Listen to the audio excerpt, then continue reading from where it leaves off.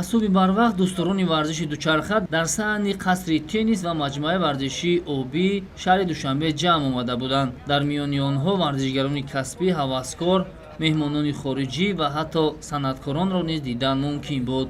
веломарафони мазкур бештар ҷанбаи сайёҳӣ дошта, мақсад аз баргузории он на танҳо тарғиби дучархасаворӣ, балки рушду инкишоф додани соҳаи сайёҳӣ низ гуфта мешавад. Чорабинии мазкур, ки бо хатсайри Душанбе Турсунзода Душанбе сурат гирифт, бо дастгирии мақомоти иҷроияи ҳокимияти давлатии шаҳри Душанбе ва Федератсияи дучархасавории Тоҷикистон ташкил карда шуд. бояд гуфт, ки дар ин шабу рӯзҳо дучархасаворони Аморати Муттаҳидаи Араб низ дар Душанбе қарор доранд ва дар ин чорабинӣ онҳо низ иштирок варзиданд. мо дар дораи ҳамкориҳои Федератсияҳои дучархасавории Тоҷикистони Аморот ва Кумитаҳои Миллии Олимпии ду кишвар дар ин ҷо қарор дорем. Барои варзишгарони мо чунин як ҷамъомати хубро дар Душанбе ташкил намуданд. Аксари варзишгарони тими мо бори аввал аст, ки ба Душанбе омаданд ва мақсад дорем, ки дар чемпионат ва веломарафонҳои оммавӣ, ки дар Бадахшони кӯҳӣ доир мешаванд, иштирок бикунем. Душанбе шаҳри зебо аст ва чунин сафарҳо имкон медиҳанд, ки варзишгарон аз ҳамдигар табодули таҷриба намуда маҳорату ҳунари худро сайхал бидиҳанд. баъд аз иштирок дар ин веломарафон дучархасаворони кишвар ба вилояти мухтори Кӯҳистони Бадахшон сафар мекунанд. Тибқи иттилои масъулин, рӯзҳои 3 ва 4 сентябр дар шаҳри Хорух чемпионати Тоҷикистон оид ба велосипедронӣ ва веломарафони оммавӣ баргузор мегардад, ки варзишгарони Аморати Муттаҳидаи Араб низ дар он иштирок мекунанд.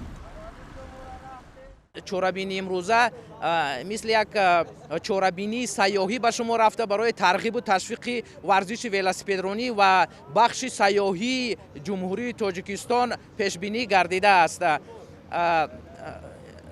дар Тоҷикистон варзиши велосипедронӣ ва сайёҳати велосипедронӣ солҳои охир рӯ ба рушд ниҳода, варзиши велосипедронӣ барои тарзи ҳаёти солим бисёр муфид буда бахши сайёҳии Тоҷикистонро метавонад дар тамоми ҷаҳон муаррифӣ намояд.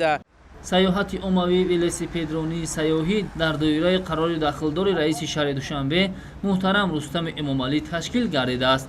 ба иқрори масъулин, баъд аз чемпионати Осиё оид ба дучархасаворӣ дар Шоҳроҳ, таваҷҷӯҳи сайёҳони дучархасавор ба пойтахти Тоҷикистон ва дигар минтақаҳои кишвар бештар гардидааст. баъди корҳои фаҳмондадиҳӣ дар мавзӯи бехатарӣ ва эҳтиёткорӣ, иштирокчиёни сайёҳати оммавии велосипедронӣ ба Шоҳроҳ баромаданд. бояд гуфт, ки дар ин чорабинӣ на танҳо мардон, балки духтарони тоҷику араб низ иштирок намуданд. масъулин дар оянда низ ба хотири муаррифии ҳарчи бештари мавзеъҳои зебои сайёҳии кишвар чунин иқдомҳоро роҳандозӣ менамояд, то ба рушди дучархасаворӣ заминагузорӣ намояду ҳамзамон таваҷҷӯҳи сайёҳони хориҷиро ба Тоҷикистон ҷалб созад.